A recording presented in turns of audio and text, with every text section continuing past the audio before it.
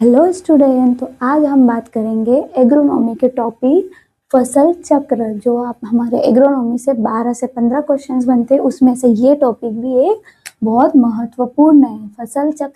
फसल चक्र को इंग्लिश में क्या कहा जाता है? Crop rotation. रोटेशन से आप समझ गए, रोटेशन का मतलब क्रॉप मतलब फसल, इतना तो आपको पता है। रोटेशन मतलब 1/1 है ना। रोटेशन मतलब क्या होता है? 1/1।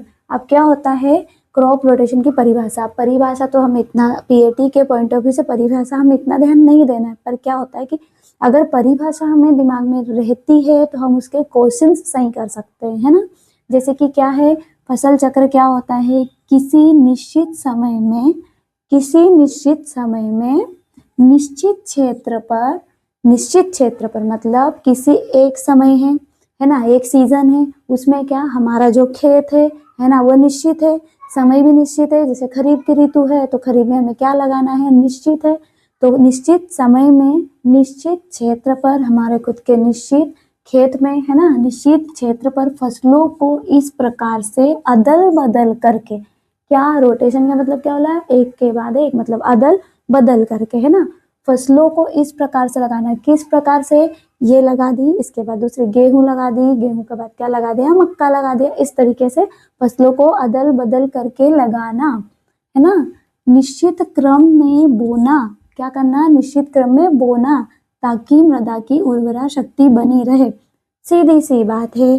क्या है फसल चक्र? क्या कहलाती है? क्या होता है कि हमें एक निश्चित समय में, निश्चित कहाँ पे, हमारा जो फॉर्म है या फिर क्या है क्षेत्र, निश्चित समय में निश्चित क्षेत्र पर फसलों को क्या करना?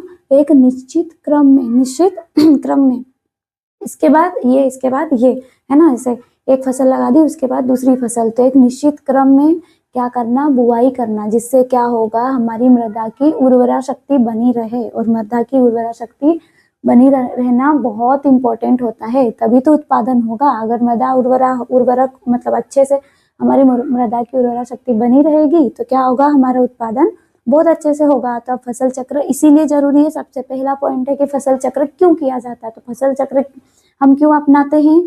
ताकि हमारी मृदा की उर्वरा शक्ति बनी रहे। अब क्या होता है कि हम क्या करते हैं, कभी कभी किसान क्या करता है, एक ही खेत में हर साल गेहूं गेहूं गेहूं ले लिया, गेहूं फसल ले ली, गेहूं के बाद मक्का लगा दिया, ठीक है। तो क्या करेंगे? गेहूं के बाद मक्का भी अदलनी फसल है और गेहूं भी अदलनी मतलब अनाज वाली, मतलब इसमें नाइट्रोजन का फिक्सेशन तो हो नहीं रहा है। अब नाइट्रोजन का फिक्सेशन नहीं होगा तो कहीं ना कहीं हमारी मृदा में नाइट्रोजन की कमी होगी, पोषक तत्वों की कमी होगी। और पोषक तत्वों की कमी, हमारी मृदा में पोषक तत्वों की कमी मतलब इसकी उर्वरा शक्ति में कमी, उर्वरा शक्ति में कमी मतलब उत्पादन में कमी। तो सीधी सी बात है, हमें क्या करना चाहिए? उसके लिए फसल चक्र को अपनाना चाहिए, अलग अलग फसलें लगाना चाहिए। जैसे कि दलहनी फसलें के बाद मतलब अदलहनी फसलों के बाद दलहनी फसलें, या दलहनी फसलों के बाद अदलहनी फसलें। तो इसके हम क्या करेंगे? आपको फसल चक्र की परिभाषा समझ में आ गई। बहुत साधारण सी भाषा में हम उसको, आप हमारे फॉर्म पे जाके सीधा, आप हमारे खेत में जाके सीधे नॉर्मल तरीके से इसको समझ सकते हैं, ठीक है। ये तो हुआ इम्पोर्टेंट। फिर इसके लिए मोस्ट इम्पोर्टेंट पीएटी में फसल चक्र के सिद्धांत से क्वेश्चन बनता है। किससे क्वेश्चन बनता है? फसल चक्र के सिद्धांत से, जो मोस्ट आईएमपी है आपके, इसके सिद्धांत से क्वेश्चन 1 बाय 1 बनते आए हैं। जैसे कि मैंने आपको समझाया, फसलों को क्रम से लगाना और कैसे? अदल बदल के, ठीक है। जैसे क्या है पहला सिद्धांत, दलहनी फसलों के बाद अदलहनी फसलें लगाना। अभी आपको समझाया, दलहनी फसलों से मतलब कि आपने क्या लगा दिया? मूंग लगा दी, उड़द लगा दी, सोयाबीन लगा दिया, ठीक है। उसको लगाने के बाद, क्योंकि खेत में सबसे पहले क्या, दलहनी फसलों से क्या होगा? नाइट्रोजन का, दलहनी फसलों में क्या रहता है? उनकी जड़ों की गांठों में क्या रहता है? राइजोबियम। राइजोबियम क्या करता है? वातावरण की नाइट्रोजन को पौधों की जड़ों में स्तरित करता है, पौधों की जड़ों में गांठों के रूप में बैठा रहता है ना, तो वो अपनी मृदा में स्तरित करता है, ठीक है। तो वो क्या होगा? अब जैसे फसल निकल गई दलहनी फसल, उसके बाद क्या लगाएंगे? अदलहनी। अदलहनी क्या होगा? मतलब गेहूं, मक्का, ज्वार, जो अनाज वाली फसलें हैं। अब अनाज वाली फसलों में नाइट्रोजन फिक्सेशन, राइजोबियम इतना नहीं होता, ठीक है। तो क्या होगा? हमारी मृदा में पहले से क्या है? हमारे उपयुक्त मात्रा में हमारे पास क्या है? नाइट्रोजन है। तो अब क्या हो जाएगा? हमारी मृदा की उर्वरा शक्ति अच्छी है, ठीक है। पोषक तत्वों की कोई कमी है नहीं है, नाइट्रोजन उपलब्ध है, तो फिर क्या होगा, हमें अदलनी फसलें जो नाइट्रोजन का स्थिरीकरण नहीं करती है उनको लगा देंगे। तो इससे क्या होगा, इन्होंने क्या कर दी, नाइट्रोजन की पूर्ति कर दी अदलनी फसलों में। तो ये फसल चक्र अपनाना बहुत अच्छा होता है, जिससे क्या होगा, हमें नाइट्रोजन यूरिया धारी उर्वरकों को कम डालना पड़ता है खेत में। इससे क्या होता है, हमें किसान का खर्चा भी बचता है।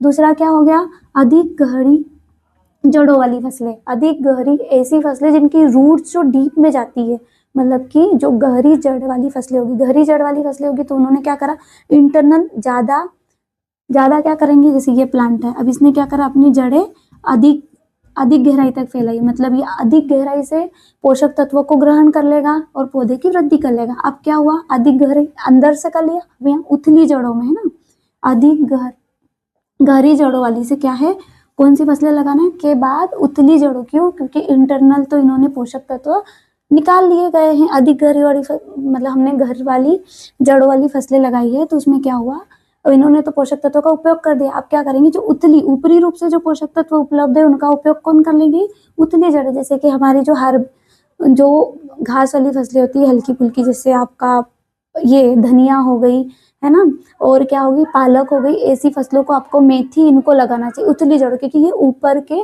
पोषक तत्वों को उपयोग कर सके, जिससे हमारी मृदा की उर्वरा शक्ति बनी रहेगी। ठीक है, फिर क्या है, अधिक खाद चाहने वाली फसलें। ऐसी फसलें जो क्या करते हैं, हमने पहले खेत में लगा दिया, गन्ना लगा दिया, केला लगा दिया, है ना, इनको क्या होता है, बहुत ज्यादा खाद की, धान, इनको खाद की जरूरत होती है ना, अधिक खाद लगेगा। अब क्या होगा, किसान का बजट ही बिगड़ जाएगा ना, इसमें भी ज्यादा लगा दी आपने, नेक्स्ट में क्या करा, और जो दूसरी फसल ली उसमें भी क्या करा, अधिक खाद वाली लगा दी, तो क्या होगा, आपका तो खाद में ही आपका जो हम जैसे वो निकालते हैं कॉस्ट ऑफ कल्टीवेशन, तो कॉस्ट ऑफ कल्टीवेशन में हमारा तो कॉस्ट ही ज्यादा लग जाएगी, है ना। तो एक अच्छा आइडिया होता है कि क्या करो, सबसे पहले अधिक खाद वाली आपने लगा दी, गन्ना लगा दिया, है ना।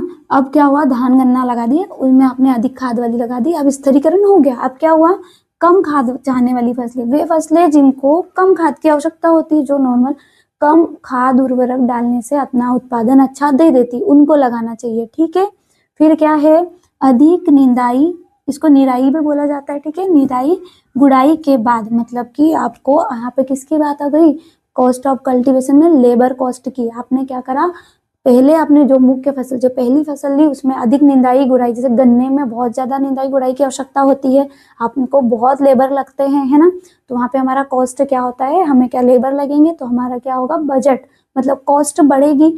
तो क्या हमने पहली फसल में तो निंदाई गुड़ाई वाली लगा ली, है ना, फिर उसके बाद हमें क्या करना चाहिए, किसान ने सिंपल सी फसल लगाना चाहिए, जिसमें कम निंदाई गुड़ाई की आवश्यकता। और सिंपल से अगर आप बात करो तो दलहनी वाली फसलें लगा दो, उसमें कम निंदाई गुड़ाई की आवश्यकता होती है। ठीक है, फिर उसके बाद क्या होगा, फसलों का चयन मृदा एवं जलवायु के अनुसार, बिल्कुल आईएमपी है भाई।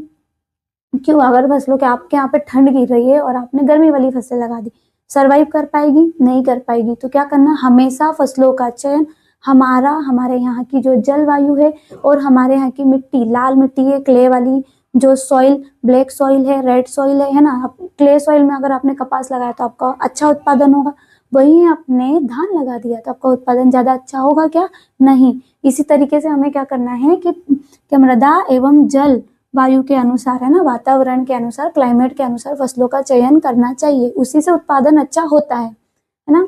फिर हानिकारक कीट तथा हानिकारक बीमारियों को शरण देने वाली फसलें कम से कम लगाना चाहिए। हमें सीधी सी बात है, ऐसी फसलें लगाओ जहां जिनको क्या, कम से कम बीमारियां लगे और कम से कम कीटनाशकों का उपयोग करना पड़े और हमें अच्छा उत्पादन दे दे। इसमें भी किसान का फायदा है, इसमें क्या होगा, कॉस्ट कम लगेगी। ठीक है, और क्या होगा, फसलों का चयन मृदा एवं स्थानीय आवश्यकताओं के अनुसार, बिल्कुल ये भी किसान के लिए बहुत इंपॉर्टेंट होता है। एक फसल चक्र अपनाने का ये सबसे अच्छा फायदा है। क्यों, फसलों का चयन, हमें अगर हमारा खेत, एक सिंपल सी बात करते हैं, हमारा खेत दूर है जहाँ पे हमें ट्रांसपोर्ट सिस्टम, मतलब ट्रांसपोर्ट में प्रॉब्लम आती है। ठीक है, अगर वहां पे आपने सब्जी वाली फसलें लगा दी, फल वाली फसलें, फल वाले में कद्दू वर्गीय जो फसलें होती है, तरबूज, है ना, तरबूज, खरबूजा, ये लगा दिया, तो आपका ट्रांसपोर्ट ही आपको महंगा पड़ जाएगा, है ना। आपने आपके स्थान का चयन सही से नहीं किया। अगर आपको यहाँ से ट्रांसपोर्ट क्या करना, सब्जी वाली लगा दी, सब्जी की क्या सेल्फ लाइफ कम होती है, तो आपने सब्जी की तुड़ाई करी, फिर उसको आपने टमाटर, जैसे टमाटर लगाया, टमाटर की तुड़ाई करी, आपको मार्केट तक लाने के लिए सुगम व्यवस्था होनी चाहिए। अगर आपने ये व्यवस्था नहीं देखी तो आपका कॉस्ट ऑफ कल्टीवेशन बढ़ जाएगा और जिससे क्या होगा, किसान को नुकसान होगा। तो हमेशा क्या करना चाहिए, फसलों का चयन कैसे हिसाब से, मृदा एवं स्थानीय आवश्यकताओं के अनुसार आपके पास, आप उस तरीके से उसको जितना आप उस उत्पादन को सही मूल्य पर बेच पा रहे हैं, आपका फायदा हो रहा है कि नहीं, ये देख के आपको फसल चक्र अपनाना चाहिए। तो स्टूडेंट, आपको हमारा फसल चक्र वाला टॉपिक कैसा लगा? मैंने उसको बहुत डीपली आपको समझाने की कोशिश करी और ऐसे साधारण तरीके से समझाने की कोशिश करी है। अगर इसमें से हमारे पीएटी में इसमें से भी एक क्वेश्चन या 2 क्वेश्चन, ऐसा है कि 2 क्वेश्चन बन जाते हैं ये गहरी जड़ों वाले से, इनसे, ठीक है। तो इनसे हमारे सिद्धांत से 1 या 2 क्वेश्चन बनते हैं। फिर इसके बाद क्या आता है हमारा फसल चक्र सघनता, वो बहुत इंपॉर्टेंट है, वहां से तो क्वेश्चन बनते ही हैं, ठीक है। तो अगर आपको हमारा ये वीडियो अच्छा लगा तो उसके लिए आप ऐसे ही चैनल पे अच्छे अच्छे टॉपिक पढ़ने के लिए, साधारण तरीके से पढ़ने के लिए आप हमारे चैनल पे जुड़े रहें और लाइक, शेयर और सब्सक्राइब करें। और नेक्स्ट हमारा टॉपिक होगा फसल चक्र सघनता, जो बहुत इंपॉर्टेंट है पीएटी के पॉइंट ऑफ व्यू से। Thank you.